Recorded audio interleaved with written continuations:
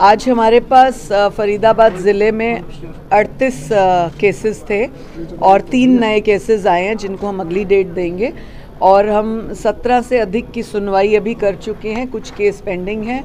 इनमें से 4 या 5 केसेस जो है कैंसिल हो चुके थे जिनका आपस में म्यूचुअल अंडरस्टैंडिंग में फ़ैसला हो चुका है, जैसे कोर्ट में चला गया या डिवोर्स म्यूचुअल हो गया या राजीनामा हो गया। ऐसे वाले केसेस भी 6-7 केसेस थे। मुख्य रूप से डोमेस्टिक वायलेंस के केस आज ज़्यादा आए और लगभग 3 से 4 केसेस में डोमेस्टिक वायलेंस का केस इसलिए डाला गया क्योंकि जो लड़का है वो अपनी पत्नी को छोड़कर किसी और के साथ संबंध में है। ये अक्सर होता है कि जब लड़का दूसरे के साथ संबंध में चला जाता है तो गर्ल्स जो है वकीलों की सलाह से उसको डोमेस्टिक वायलेंस में डाल देती हैं। तो हम ये सारी सुनवाई कर रहे हैं और हमने एक तय किया है कि फरीदाबाद में हर महीने लास्ट वीक में कोई ना कोई डेट रख के हम सुनवाई का यहाँ पर दरबार लगाएंगे। हमारे पास एक केस आया है,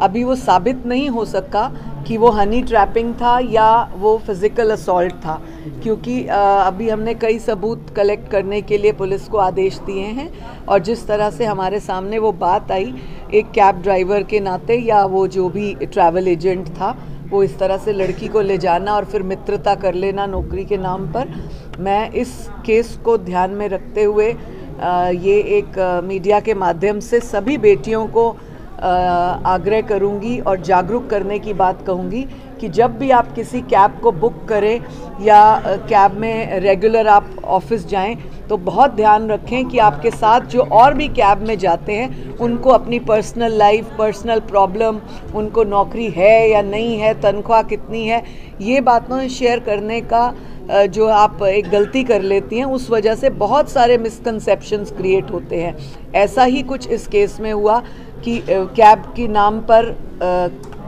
साथ जाने के नाम पर मित्रता हुई, रिलेशनशिप हुए, फिर बाद में उसको फिज़िकल असॉल्ट में चेंज किया गया, उसको हनी ट्रैपिंग का नाम देने की कोशिश की जा रही है, या जो भी सामने अब हमारे आएगा उसके ऊपर हम वर्क करेंगे। हरियाणा में तमाम मामले आप सुनते हैं, किस तरह के मामले आमतौर पर आते हैं और उनको देखते हुए किस तरह की सलाह आजकल जो सबसे ज़्यादा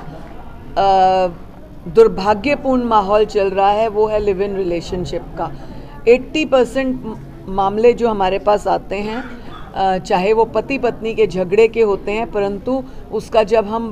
पूरी गहराई से जांच करते हैं या दोनों पक्ष जब सामने आते हैं तो वो लिव इन रिलेशनशिप ही निकलता है जिस वजह से झगड़ा है। वो लिव इन रिलेशनशिप में जाती तो हैं, आपकी आज़ादी में हम खलल नहीं डालते, आपको बाध्य भी नहीं करते। दोस्ती करना बहुत अच्छी बात है, बुरा नहीं है, परंतु दोस्ती के नाम पर मर्यादा पार करना या दोस्ती के नाम पर चीटिंग करना, अधिकतर जो केसेस आते हैं उसमें यही बात सामने आती है कि मैं मैरिड नहीं हूँ और बाद में जब पता लगता है वो मैरिड होता है, बच्चे होते हैं, कई बार नाम बदल कर दोस्ती की जाती है, कई बार एड्रेस नहीं दिए जाते। और सबसे दुर्भाग्यपूर्ण जो आजकल चल रहा है वो है इंस्टाग्राम पे दोस्तियां करना। इंस्टाग्राम पे दोस्ती हुई, फ़ोटो देखी, 50 साल का आदमी है, 22 साल की कॉलेज वाली फ़ोटो डाल दी और फिर उसके बाद मित्रता हो जाती है, रिलेशनशिप तक हो जाते हैं, फिर वो एक ही बात निकल कर आती है, कोका कोला में कुछ पिलाया और संबंध बनाकर वीडियो बना ली। ये एक फिक्स्ड फार्मूला जो है पुलिस के पास आता है और हम देखते हैं जो कि बहुत दुर्भाग्यपूर्ण है। थोड़े दिन पूर्व ये मामला आया कि एक बलून वाली जो है बलून बेचने के बहाने अपने बच्चों को आगे करती है और अपना नंबर दे देती है। मुझे तो दुर्भाग्यपूर्ण बात ये लगती है कि एक बलून वाली से कोई नंबर लेता क्यों है। यहाँ से तो सीधा सीधा इशारा किसी और तरफ जाता है और अब अगर कुछ लोग हनी ट्रैप हो रहे हैं या उनके जो है इस चक्कर में आ रहे हैं, वो एक दुर्भाग्यपूर्ण बात है। ऐसा किसी भी समझदार और पढ़े लिखे व्यक्ति को नहीं करना चाहिए। डीजीपी साहब के लिए कुछ ताकीद किया कि अपने आज हमने जो देखा कि यहाँ पर हमने केसेस रखे थे कि बहुत सारे अधिकारी भी मौजूद नहीं थे कई केसेस के, तो इसलिए और दूसरे पक्ष नहीं आए थे। इतना बड़ा हम दरबार लगाते हैं जिस भी ज़िले में जाते हैं वहाँ पर अधिकारियों का होना, आईओएस का होना,